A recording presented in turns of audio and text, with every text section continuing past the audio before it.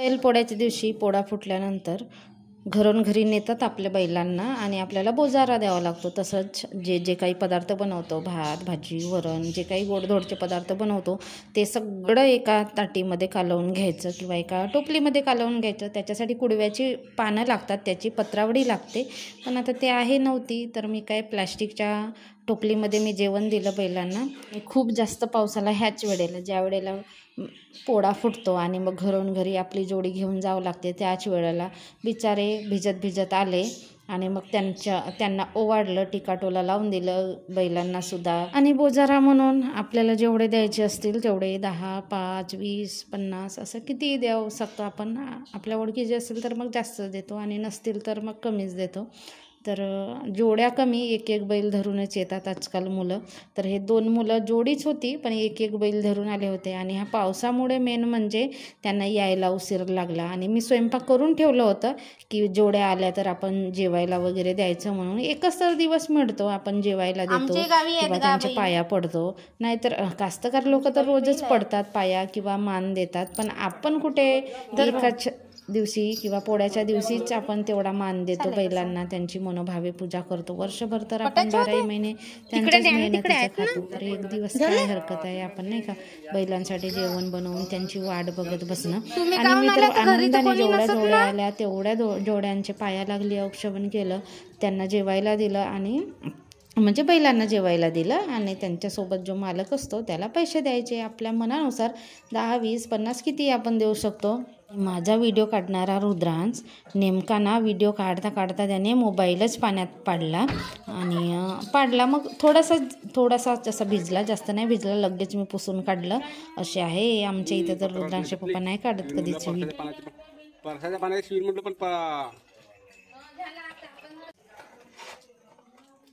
एक जोडी गेली तर आलीच नाही, सरळच गेली। पाणी बी असा बिचडला रे बाबा। राहू दे नो प्रॉब्लेम, राहू दे।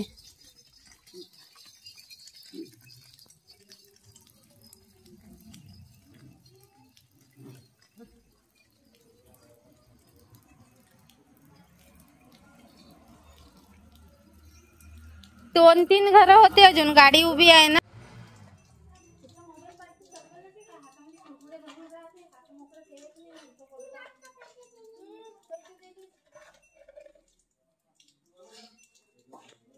कोई काम नहीं कर जा वे आता नहीं हम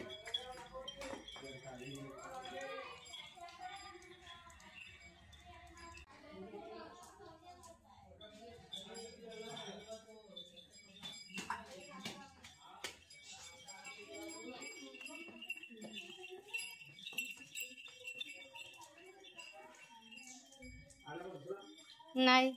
आणि त्याच दिवशी पिठोरी अमावस्या होती, तर कणकेचे दिवे बनवायचे होते 5 दिवस। तर कुठे कुठे दिवे ठेवायचा होता, एक दिवा तुळशीजवळ, एक दिवा आपल्या देवळाजवळ, म्हणजे आपण ठिकाण आहे देवरा, त्या ठिकाणी एक मेन दरवाजाजवळ, एक दक्षिण दिशेला आणि एक ईशान्य दिशेला, तेच मी ठेवते। रुद्रांशच्या हाताने म्हटलं, रुद्रांश तू तुळशीजवळ ठेवून दे।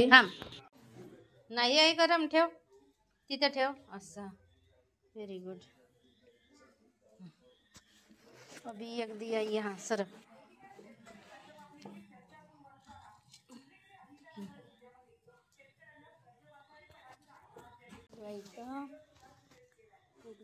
कणकीचे दिवे जिथल्या तिथे लावून झाले। त्याच्यानंतर आधीच मी नैवेद्य देवाजवळ ठेवला होता, कारण बैल जोड्या येतात आणि त्यांना जेवण द्यायचं असते, त्याच्या आधी मी म्हटलं आपल्या देवाजवळ नैवेद्य दाखवावा। दुसऱ्या दिवशी असते मारबत, आणि आमच्या विदर्भातली मारबत किती फेमस आहे तुम्हाला तर माहीतच आहे, तुम्ही व्हिडिओ वगैरे मध्ये बघतच असाल। तर प्रत्येक गावामध्ये तसेच पद्धतीने सेलिब्रेट केली जाते मारबत। आणि मारबत पहाटेच फेकायला जातात घरातून, मातीचं मारबत बनवलं जाते आणि वर दिव्यासारखं असं लावायला बनवलं जाते। मग मारबत घरातून पेटवून बोंबलत जावं लागते, घेऊन जागे मारबत, रोगराई, इडा पिडा हे सगळं असं बोलत जावं लागते।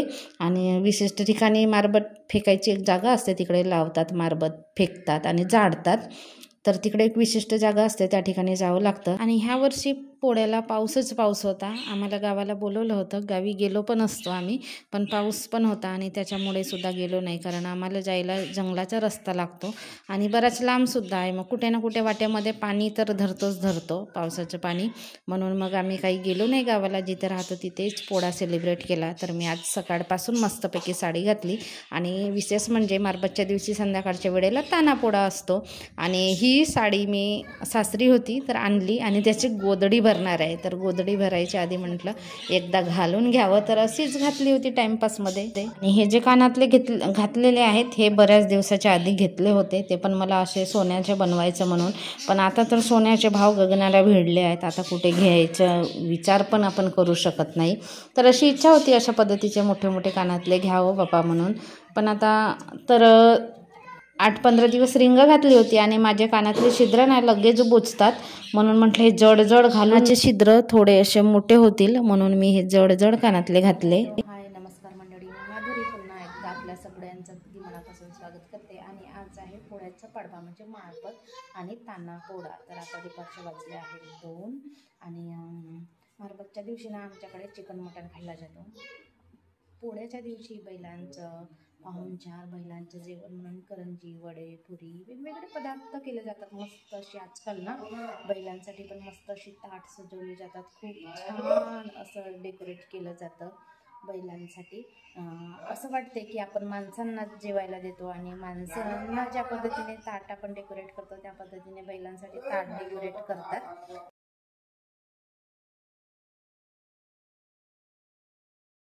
असं आहे ना की आपण वर्षभर किंवा जन्मभर बैलाच्या मेहनतीचं खातो, तर एक दिवस काय हरकत आहे आपण बैलांच्या प्रति कृतज्ञता व्यक्त करण्यासाठी बैलांचे पूजापाठ. आपण शेतकरी लोक तर दररोज बैलांचे पाया पडतात, आपण सर्वसामान्य लोक बैलांचे पाया पडायला जातो का नाही?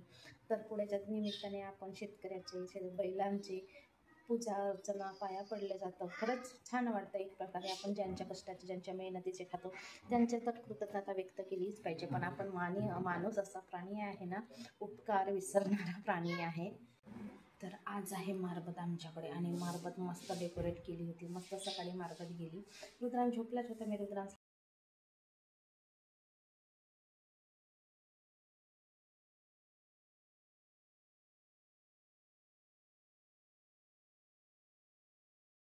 लहान मुलांसाठी तान्हापोळा म्हणजे आकर्षणाचं केंद्र असते. किती मोठे नंदी बघायला मिळतात आणि मुलांना पण मग असं वाटते दुसऱ्यांचं बघून की आमच्याकडे पण असंच नंदी पाहिजे. आणि नंदीच्या किमती तर इतक्या भयानक आहेत, भरपूर किमती आहेत. तेवढ्यामध्ये एखादा दागिना करता येईल आपल्याला छोटा मोठा, असे नंदीच्या किमती आहेत. रुद्रांशचा तर छोटासा नंदी आहे. आम्ही ज्या ठिकाणी राहतो त्या ठिकाणचा पोळा म्हणजे तान्हापोळा फुटला होता आधीच, आम्हाला तर काही मिळालंच नाही. गेलो आम्ही 15-20 मिनटं थांबलो पण आम्हाला चॉकलेट मिळालं नाही किंवा काही मिळालं नाही. नाहीतर तान्हापोळ्यामध्ये लहान मुलांना पेन, पेन्सिल, वही, चॉकलेट, बिस्किट वगैरे असं हे भरपूर सामान मिळत असते. आमच्या गावचा तान्हापोळा फुटला, संपला. मग आम्ही गेलो, माझी भाची राहते आमच्याच गावाजवळ, तर तिने यायला सांगितलं होतं तर तिच्या गावी, आणि मग तिथे सुद्धा तान्हापोळ्याचा लागलाच होता. तर आमच्याजवळ नंदी पण होता. मग आम्ही सुद्धा लाईनीमध्ये लागलो. तिथे तर भरपूर काही मिळालं आणि मस्त सिस्टमॅटिक होतं सगळं. कार्यक्रम छान झाला तिथला. चॉकलेट, बिस्किट भरपूर मिळाले. एक सगळेच वाटतात, एक असे. तर आपल्या नंदी बैलांना छान असं डेकोरेट केलं जातं. वेगवेगळ्या थीम असतात बघा शेतकऱ्यांच्या, तर काय बरेच असे एकदम क्रिएटिव्हिटी दाखवतात. आणि लहान मुलं तर करतातच पण त्यांच्या आयासुद्धा त्याच्यामध्येच गुंततात.